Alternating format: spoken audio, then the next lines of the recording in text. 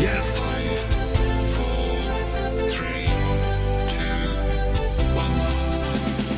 2, 1. Welcome to Up in Your Business with Kerry McCoy, a production of flagandbanner.com. Through storytelling and conversational interviews, this weekly radio show offers listeners first-hand insight in starting and running a business, the ups and downs of risk-taking, and the commonalities of successful people.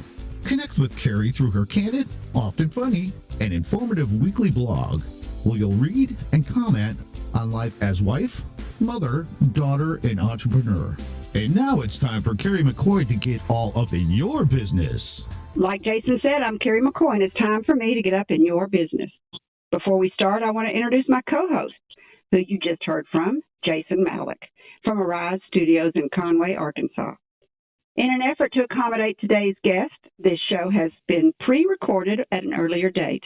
Thus, we will not be broadcasting live on flagandbanner.com's Facebook page. If for some reason you miss any part of this show, want to hear it again, or share it, there's a way, and Jason will tell you how. Listen to all UIYB past and present interviews by going to flagandbanner.com and clicking on Radio Show. Also, by joining our email list or liking us on Facebook, you'll get a reminder notification that day of the show with a sneak peek of that day's guest. Back to you, Kerry. This show, Up in Your Business with me, Kerry McCoy, began as a platform for me, a small business owner, and a guest to pay forward our experiential knowledge in a conversational way. Originally, my team and I thought it would speak to entrepreneurs and wannabe entrepreneurs, but it seems to have a wider audience appeal because, after all, who isn't inspired by everyday people's American-made stories? To see people in their totality is humanizing.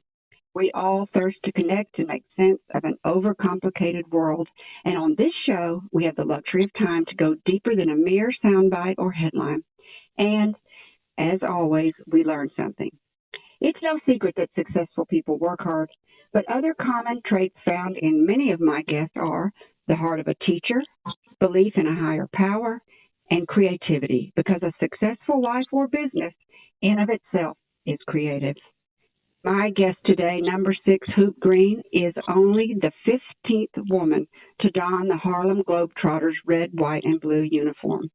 Green is a 5'9" guard who has been playing basketball with her older brother since she was 4 years old.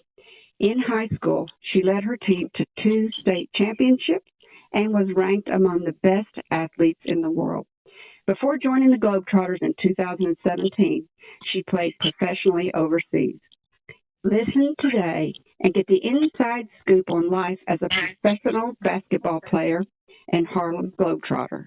Then pick up the kids and go watch them play this Saturday, January the 19th at 2 p.m. in Verizon Arena, showing off her style of play that has been described as a combination of athleticism, theater, and comedy. It is a pleasure to welcome to the table an athlete who has been breaking glass ceilings, number 6, Miss Hoop Green of the Harlem Globetrotters. Hey. Thank you so much for coming on the show. Thank you for having me. What should I call you, Miss Green? You can call me Hoops. Or Hoops? Is it against the rules to tell your real name? I don't think so. My name's Brianna. Oh, it is? My friend's name is Hoops. That's not as, I guess, as... It's not as basketball related. Yeah, so they got to make it more entertainment-like. So Brianna is now Miss Hoops Green. Who picked that name out? The Globetrotters did. We have to kind of earn our nickname. How do you earn a nickname? I guess either earn it or just based off, like, your basketball experience or maybe your personality. But for me, as you read, I was one of the most winningest players on the team and had a pretty good or successful career. And being known for my dribbling as well as my jump shot with the name Hoops, you have to have the entire package. I like it. As a young girl playing yard ball with your brother in Kentucky, how did you go from that to being an international basketball star? So I play now at every level. I played in college and then as well as professionally overseas in Europe. And what happened was it was just randomly happened one day. I had my third knee surgery, and I wasn't cleared to play by the doctor or anything, but I knew that I could still dribble at least.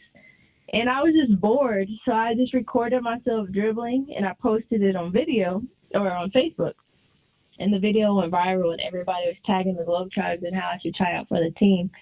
So a recruiter invited me to try out, and I made the team. 3 knee surgeries. Yes, ma'am.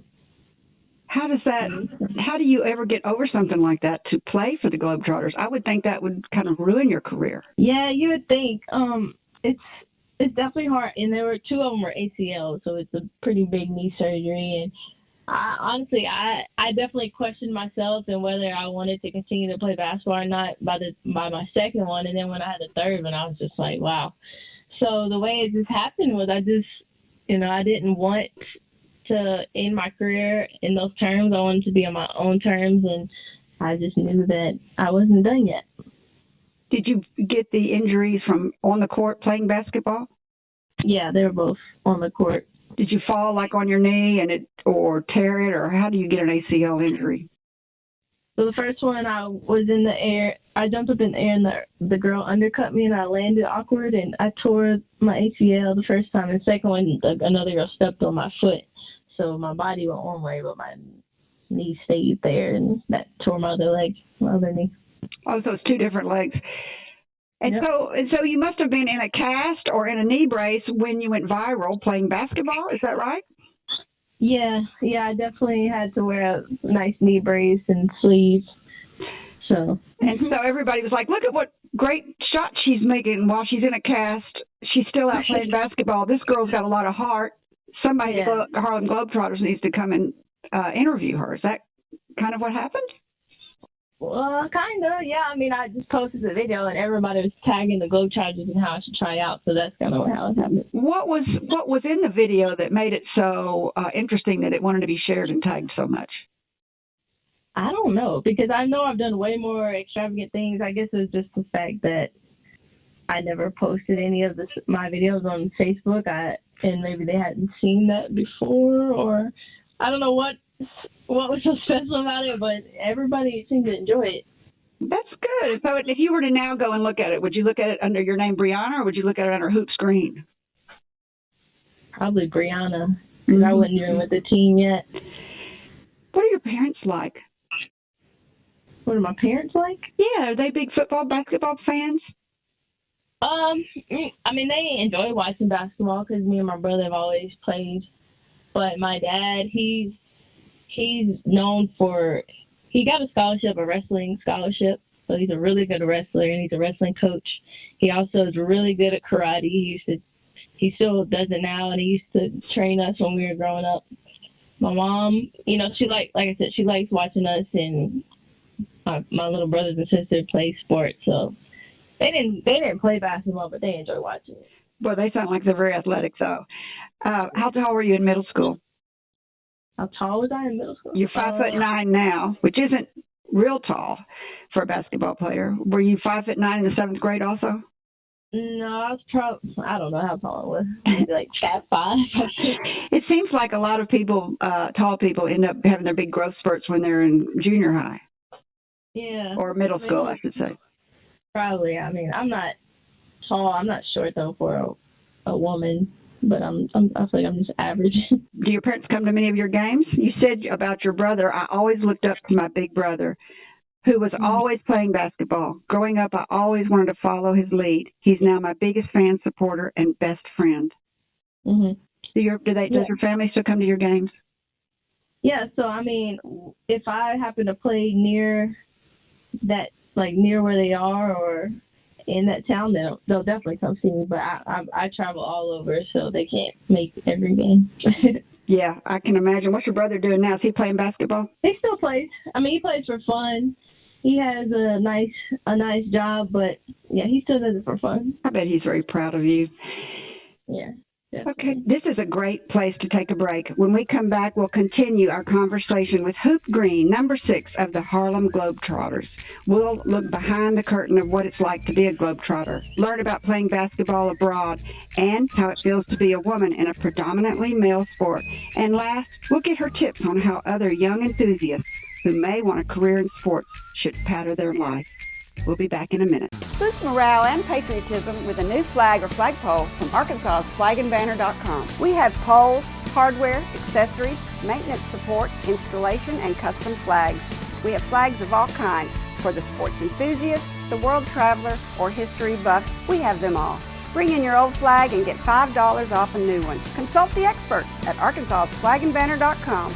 Come shop our historic location at 800 West 9th Street in Little Rock, or visit us online at flagandbanner.com. You're listening to Up in Your Business with Kerry McCoy, a production of flagandbanner.com. Over 40 years ago, with only $400, Kerry founded Arkansas Flag and Banner.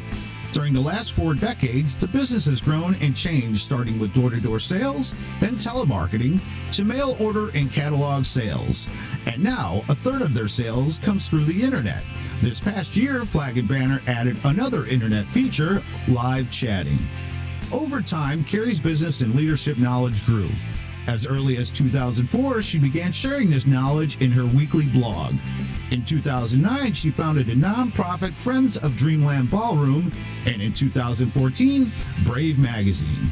Today, she has branched out onto the radio with this very production, podcast, and live stream on Facebook. Each week on this show, you will hear candid conversations between her and her guest about real-world experiences on a variety of businesses and topics that we hope you'll find interesting and inspiring. If you'd like to ask Kerry a question or share your story, send her an email to questions@upinyourbusiness.org. That's questions@upinyourbusiness.org. Or send her a message on flagandbanner.com's Facebook page. Back to you, Kerry. You're listening to Up in Your Business with me, Kerry McCoy, and I'm speaking today with a glass ceiling breaker, Hoop Green, number 6 of the Harlem Globetrotters, and the 15th woman to ever don their red, white, and blue uniform. Who will be playing at Verizon Arena this Saturday, January the 19th at 2 p.m. Pack up the kids and bring them. They would love to watch this show. Before the break, we talked about what it's like growing up watching your brother play basketball and how you wanted to play, about how you overcame 3 ACL surgeries, which I think is just remarkable, how you put a picture of yourself on Facebook, a video of yourself on Facebook playing basketball in your knee brace, and that the Harlem Globetrotters saw it and asked you to come in for a tryout. But before we talk about what it's like to be a Globetrotter, let's talk about how you got those ACL injuries. You were playing in high school for Lexington Catholic High School, and you took the team to 160-14 record over 4 years. That's pretty awesome. Well, thank you. Tell us about that, what it was like to be such a role model and a leader in your high school. Well, I would say that I should have had less losses, honestly.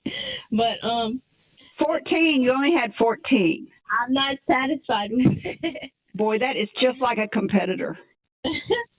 But yeah, my high school career was really special. I give credit to my coach because we had a great, like my first 2 years, my freshman, sophomore year, our program was really, really special, really unique. We had 7 players who went to play D1 basketball and get college scholarships.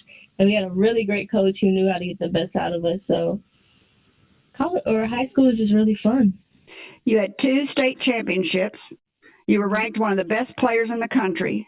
And you were, of course, all-state and all-region honors. What happened to all of the girls you were playing with? Did they all go with you to El Paso, Texas? No, we went our separate ways. I think, where we go, Notre Dame, Kentucky, Evansville, Akron, Virginia Tech. I don't know. We all went our separate ways, but that was definitely one of my favorite teams to ever play with. And that was your high school team. So then you go to El Paso, where you ranked number 11th on the school's list of all-time wins with 79. You had 650 career points while you were there. Mm-hmm. Did you think you were going to go to the WNBA? I didn't, honestly, because the way my season worked in college, I really only played 2 years because I tore both my ACLs. I tore my ACL the end of my freshman year, so I missed all my freshman year, a lot of my sophomore year. Came back my junior year, tore my other ACL, so I missed all my junior year and didn't even play my senior year, really. So I didn't think that I was going to be able to go to the WNBA, but I knew that, honestly, the WNBA was never something I wanted to pursue. I always wanted to play professionally in Europe, and I knew that I wasn't going to let my knees stop me from making that happen, so. Professionally in Europe, why did you want to do that? A lot of people think that they don't want to do that. You think? I think so. Sometimes you hear about people that want to get into the NBA or WNBA and end up playing other places. And I always felt like, and I guess in error, that maybe it was because they didn't get into the NBA or the WNBA, but maybe it's by choice. I mean, maybe the NBA. For the WNBA, a lot of the players go play professionally in Europe because the WNBA has a shorter season, and also the WNBA doesn't typically pay as much as they pay in Europe. So I don't know. I didn't know that. I didn't realize that. So you played in the Czech Republic, Spain, Mexico? Yes, ma'am. And while you were doing that, I think you got a degree in sports medicine? Yes, ma'am. That's correct. So when you do quit playing with the Harlem Globetrotters, you're going to go into sports management. I guess that means like a coach? I think so one day. I'm not exactly sure. I know sports is what I'm passionate about, and I want to be my own boss, so I figured that would be a good choice for me. So you do love sports. It wasn't just about a career. It was about the passion for the sport? Yeah, I like basketball. So why did you decide to quit? Since you were doing exactly what you wanted to do, you're playing overseas, why did you decide to quit? Well, I wouldn't say I quit. I just did a different route. Playing with the Globetrotters was a different opportunity for me, kind of like a once-in-a-lifetime opportunity. And you can say that, they played for the Harlem Globetrotters being a woman, so I still do what I love. I'm still playing basketball. It's just I'm adding this entertainment part to it. But you got this opportunity to play for them. How did you apply for that? How did you get the opportunity? How did you try out? I just went through a tryout and just did what I've been doing my entire life, played basketball, and I made the team. Yeah. The Harlem Globetrotters are a fascinating organization. Getting ready for this interview, I read about them, and I was just shocked at how long they've been around, over 90 years. This is another great place to take a break. When we come back, we'll continue our conversation with Hoops Green, number 6 of the Harlem Globetrotters, and find out what it's like to trot all over the globe. Yes, they do, having played 450 games worldwide last year. And what it's like to live, play, and travel with the team. To be a woman working in a career in a sport that is predominantly men. And lastly, we'll have Hoop give us some pearls of wisdom for those wanting to pursue a professional sports career. We'll be back after the break. Boost morale and patriotism with a new flag or flagpole from Arkansas's flagandbanner.com. We have poles, hardware, accessories, maintenance support, installation, and custom flags. We have flags of all kinds. For the sports enthusiast, the world traveler, or history buff, we have them all. Bring in your old flag and get $5 off a new one. Consult the experts at Arkansas's flagandbanner.com. Come shop our historic location at 800 West 9th Street in Little Rock, or visit us online at flagandbanner.com. Flag and Banner is proud to underwrite Up in Your Business with Kerry McCoy, where listeners are offered first-hand insight into the humanity and commonalities of successful people shared in a conversational interview with Kerry. Along with this radio show, flagandbanner.com publishes a free biannual magazine called Brave. First published in October 2014, Brave magazine harnesses the power of storytelling and human empowerment. The Department of Arkansas Heritage recognized Brave magazine's documentation of American life and microfiches all editions for the Arkansas State Archives. Subscribe to this free periodical by going to flagandbanner.com and selecting Magazine. Back to you, Kerry. You're listening to Up in Your Business with me, Kerry McCoy, and I'm speaking today with a glass ceiling breaker, number 6, hoops green of the Harlem Globetrotters, and only the 15th woman to ever don their red, white, and blue uniform. She will be playing along with her other team members at Verizon Arena this Saturday, January the 19th at 2 p.m. Bring your kids and come on down. It's a great performance. If you've never seen the Harlem Globetrotters, it is so entertaining. Before the break, we talked about growing up loving basketball. We talked about breaking your ACL. We talked about the team you played for that you loved in high school and your coach, and then playing in the Czech Republic, Spain, and Mexico, globally in the European. I didn't realize, so you just now told me, that the European female players get paid more than the American ones. I thought that was interesting. Yeah, I mean, it just depends on the player, but yeah, it just varies by city or country as well. I thought that was really interesting. And then you got this opportunity to play for the Harlem Globetrotters. In the first part of the interview, you told the listeners, and you might tell them again, how you hurt your ACL twice, but I guess you were playing in the over in Europe or Mexico. I'm not sure what country you were in when you tore your ACL again. Is that right? I tore both my ACLs in college. But then you said the third one is when? The third one, I didn't tear my ACL. I just went back and got a scope done on my previous ACL. And that's the one where you were in a brace and you put a photo up of you on Facebook. Yes, ma'am. And it got shared, went viral. Mm-hmm. Harlem Globetrotters saw it. Correct. And invited me to try out, and I made the team. So when you go to try out for the Harlem Globetrotters, where do you do it? Atlanta? Yeah, I had my tryout. It was based in Atlanta. Where were you living at the time? Were you back home in Kentucky? I was either in Kentucky or Florida. I can't remember. Because your family's from Kentucky. Yeah. And so you go to Atlanta. I guess you're nervous. Yeah, I was pretty nervous. I was just excited, so there's a lot of adrenaline. How do you get prepared for your tryout? You've had this knee scope procedure done. How do you get prepared to go in for this life-changing opportunity? I was just mainly concerned about my knee. Like, I've been playing basketball, so that was nothing new to me. It's nothing different. So I was just trying to get my knee prepared mentally and physically, get it stronger, and just get comfortable running and jumping on it. So you did the physical therapy before you went, and I didn't think about that, but going to try out for the Globetrotters is probably like getting ready for all the other games. What do you do before a game to get yourself mentally ready? Like in college, I would call my older brother, and I would talk to him before every game. But with the Globetrotters, we play every single day, and it's different now. Like, it's entertainment as well, so I went on the Globetrotters website Saturday. When you're playing at the Verizon Arena, there are 6 other Globetrotter games going on. 6? 6. 2 in California, 2 in Atlanta, or in Georgia, and 2 in Kentucky. Well, that's probably because there's a doubleheader. Oh, okay. Yeah. I was surprised. So your game is one of 7 that's going to be Saturday in Verizon Arena. I didn't know there were so many Globetrotters. Well, there's about 3 teams of 30. So there's 3 teams of about 10, 11 players. So that would make sense. Doubleheader in Florida. Doubleheader in Georgia. Doubleheader in California. Doubleheader in Kentucky. That makes 4 teams because you got 1 here. Okay, yeah. So we have a red, white, and blue unit.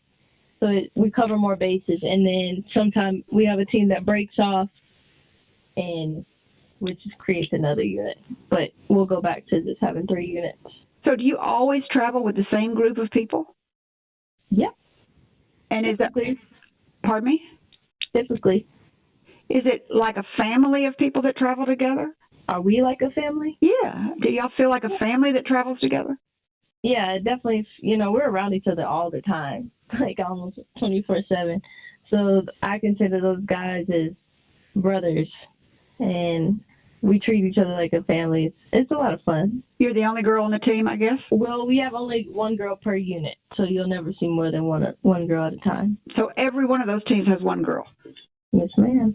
Well, I saw where the very first girl was in 1985, Lynette Woodard. She was an Olympic gold medalist. So 85 to 2018, that's, what is that, that's like 30 years.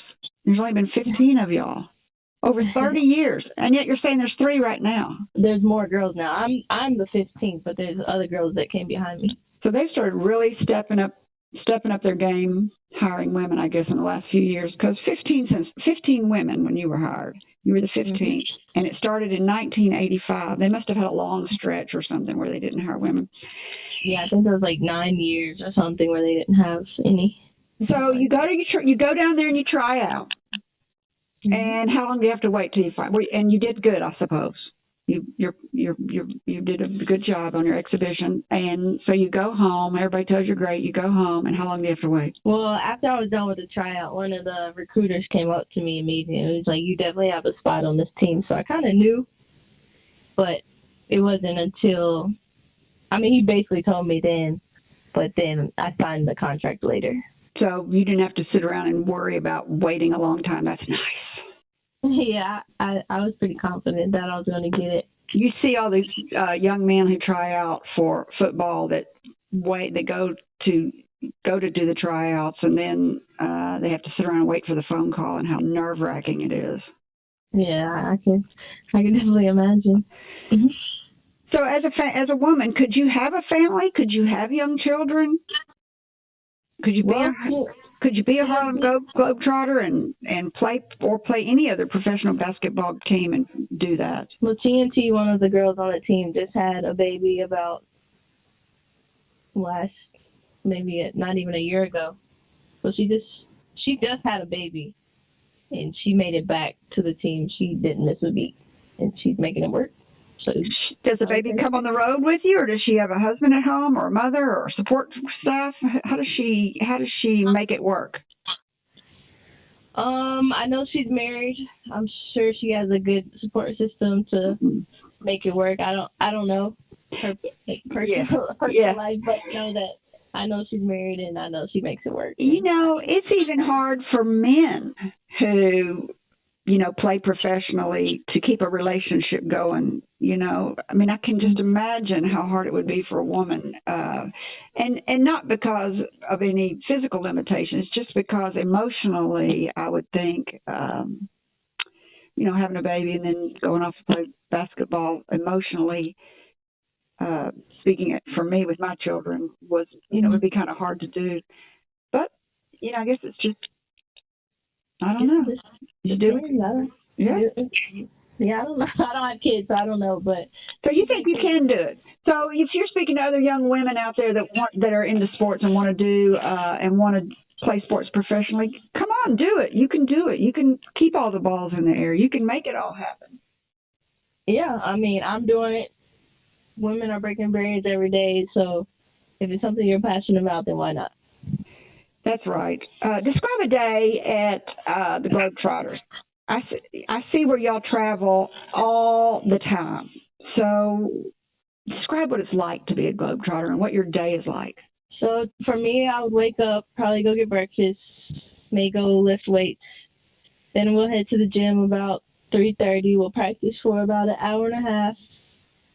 Then we'll get ready for the game, go play the game, sign autographs after the game, take a shower, get something to eat, head to the next city. Oh, I love that life. That sounds wonderful. Doesn't it? It does. You get up and you exercise, and then you go out and play a game, and then you eat and rest and head off to see another city. I think that sounds wonderful. You should try it out. Oh, yeah, there you go. They'll have to get a senior league for me. What about the competitors? I went on and read about it's not a franchise.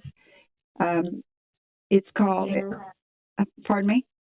The Washington Generals? Yeah, it talks about competitors. And it says 20 to 30% of the game that you actually play is real. Yeah. I mean, I feel like it's more than that. But, we're playing basketball. We're basketball players first, and then you add the entertainment part to it. You really are playing basketball. And that sometimes you have gotten beat. I haven't gotten beat. The last time we got beat was in 1971, so I wasn't even thought of at the time. So that was the Generals, I think, that beat y'all. Yeah. And that's still the opposing team that you still play? Yes, ma'am. Are they told before they go out on the floor, don't beat the Globetrotters?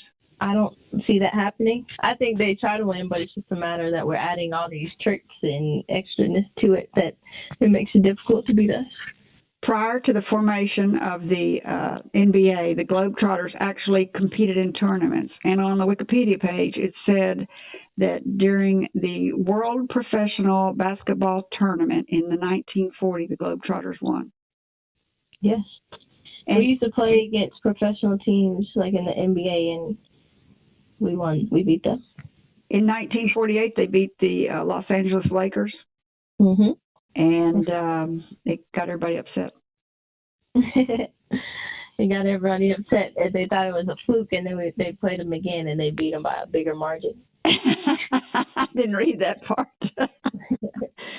How about the egos and the attitudes? I mean, you're living together, all of you together in this pre-sequestered environment. What about the egos and the attitudes? Do they get in the way much? I don't think so. I mean, there are different, various personalities on the team, but like I said, we're all family, and we care about each other, we love each other, and we're really close. So we don't really let egos get in the way. We're just there to have fun and entertain. Speaking of egos, I also, in researching, didn't know this, but the Globetrotters were founded in Chicago. Yes, ma'am. In the early, yep. A lot of people what? Think we were based in Harlem because it's our name, but we were actually founded in Chicago. Yeah, and they were called the Savoy Five. Yeah, that was a while ago. Yes, it was in the early 1920s. They were on the south sides of Chicago. They were called the Savoy Five, and the reason they picked that name, which I thought was really interesting, was because before the Savoy Ballroom, which was an African-American ballroom, before every dance, they would have the Savoy Five come out and play half court in the ballroom, and it was one of the number one attractions. Yep. Yes, ma'am. That's correct. And so the Globetrotters would go around, but it was all based in Chicago. They got the name Harlem because the Harlem Renaissance. And they called them the Globetrotters because it was more appealing, and they were telling people that, thinking that, like, the Globetrotters were traveling the world, but really the team had never left Chicago. Oh, they never did go to New York? No. It wasn't until later. Oh. So they didn't get their name Harlem Globetrotters because they broke up. It didn't take very long. Speaking of egos, which is how we got on this subject, it didn't take very long for them to get in a fight with each other, have ego problems, break up the Savoy Five, and I thought they moved to New York at that time and became the Harlem Globetrotters, but I guess not. Nope. The team didn't go to Harlem until I think it was like 1968 or something. What, are they in Harlem now, or are they in Atlanta now with the corporate offices? We're still in Atlanta. And a lot of people, and I thought it was a franchise, but actually it's an entertainment exhibition team. That's correct. Hershon Entertainment. Hershon Family Entertainment. Mm-hmm. I think it's just for anybody listening, it's kind of the story of America. I just, because the Harlem Globetrotters and their red, white, and blue outfits, it's just a very Americana. Everybody has seen the Harlem Globetrotters. Talk about a business that has survived the ages. It is a great read if anybody wants to go read about their history on the Wikipedia page or on Harlem Globetrotters page. So we've talked about what it's like to be a Harlem Globetrotter. It just sounds absolutely wonderful. And the work it takes and the dedication it takes. And you really do have to love the sport. If you were going to give advice to some young person who is passionate about sports, how would you tell them what's the most important thing they should do? You overcame 3 ACL surgeries, so what would you tell them? Well, I'd tell them first that they should definitely focus on getting their education while they're pursuing sports, because no one can ever take your education away from you. And you may come through an injury or just adversity in general. In life, you're always going to go through some type of adversity that'll challenge you and make you question why you're doing it. But if you love it, if you're passionate about it, if it's something you definitely want to pursue, then you'll make it work and you'll push through. That's great advice. You also give back to your community. What you volunteer at Soup Kitchens? Yeah, so every Tuesday and Thursday, I used to go to the homeless shelter with me and my dad, and we would just give out food, pass out food, and clean up, and just hang out there, talk to the people that would come through, and just try to give back. You said, and I quote, "I've always wanted to have a positive impact and be able to make someone smile. Basketball gives me the opportunity to reach out and inspire the youth, especially being a female player. It allows young girls to believe in themselves." Sounds right. In addition to all you do, you like the creativity of dancing and drawing. Yeah, I like just having fun. I've always been like artistic and drawing and different way of expressing yourself. I bet you get a lot of time to draw. It's probably nice to have something like that to do because you probably, I guess you're on a bus, or do you fly everywhere you go? It depends. We have a tour bus. We fly a lot, drive. It depends on where we're going, really. Well, and all that sitting and waiting from one place to the other, it's probably nice to have a drawing or reading activity that can kind of help pass the time. Yeah, definitely have to use something other than being on social media. Do you have a social media page that people can follow you? I do. It's Brianna Green 11. Brianna Green 11. Hoops Green, Brianna Green. Thank you so much for coming on and talking to me today. I have really enjoyed talking to you and learning about you. Anything for you. Let's see. Our guest next week is Joe Fox, owner of the popular community bakery in downtown Little Rock, Arkansas. He is an excellent businessman, and we will get him to talk to us about how he uses the Empowerment Zone tax incentives to hire local and regional employees. And he recently added solar panels to his establishment, and we'll learn about that. And he uses them to power his ovens. And then after that, our spring is a really wonderful, exciting program. After Joe Fox next week, we have Christina Littlejohn, Little Rock Symphony Orchestra. We have Tim Zimmerman from SCORE. Those are retired businessmen who help, not all of them are retired, but they're businessmen, mostly retired, who help small businesses learn how to manage and run a small business when they're starting off. We have Garbo Hearn from Hearn Fine Art Gallery, South on Main chef Matt Bell, Ray Rogers from Ray Rogers Boxing Club, and we have Mike Beebe, former governor.